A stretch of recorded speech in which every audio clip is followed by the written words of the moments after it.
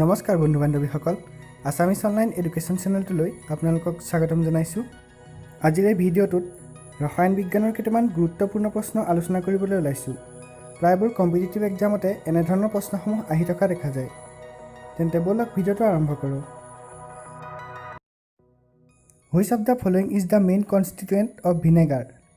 তলৰ কোনটো ভিনেগাৰৰ মুখ্য উপাদান? ইয়াৰ শুদ্ধ উত্তৰ হৈছে option C, acetic acid. A traditional battery contains which of the following chemicals?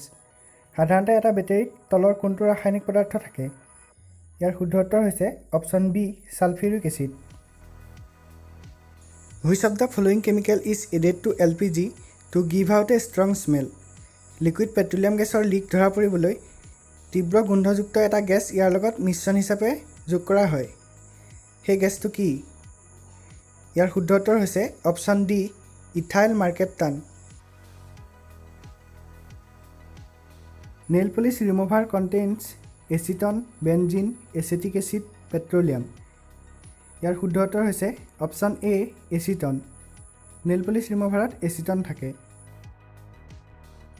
The atomic nucleus was discovered by, ইয়াত অপশ্যন দিয়া আছে ডেল্টন, ৰাদাৰফোৰ্ড, আইনষ্টাইন, নিউটন। ইয়াৰ শুদ্ধ উত্তৰ হৈছে অপশ্যন বি, ৰাদাৰফোৰ্ড। ৰাদাৰফোৰ্ডে নিউক্লিয়াছ আৱিষ্কাৰ কৰিছিল। What is the mixture of potassium nitrate, powder charcoal and sulphur called? Potassium nitrate, এঙাৰৰ গুড়ি আৰু ছালফাৰৰ মিশ্ৰণটোক কি বুলি কোৱা হয়? ইয়াৰ শুদ্ধ উত্তৰ হৈছে option C, gun powder. Which among the following is a noble gas?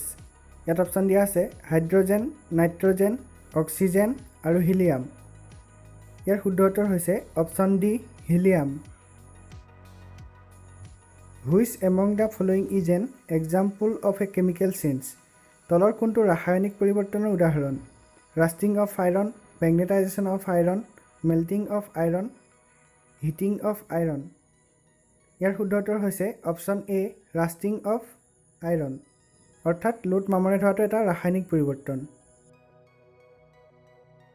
The sour taste of curd is due to the presence of which of the following constituents? তলৰ কোনটো থকাৰ বাবে দৈ গাখীৰৰ সোৱাদ টেঙা হয়? ইয়াৰ শুদ্ধ উত্তৰ হৈছে অপশ্যন চি, লেক্টিক এচিড।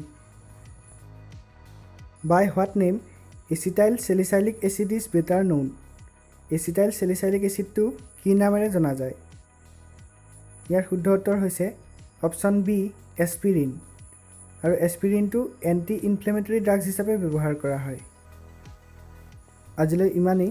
যদিহে ভিডিঅ'টো ভাল লাগিল তেন্তে লাইক কৰিব, শ্বেয়াৰ কৰিব আৰু চেনেলটো যদি এতিয়ালৈকে ছাবস্ক্ৰাইব কৰা নাই তেন্তে ছাবস্ক্ৰাইব কৰি কাষত থকা বেল আইকনটো প্ৰেছ কৰিব। ধন্যবাদ।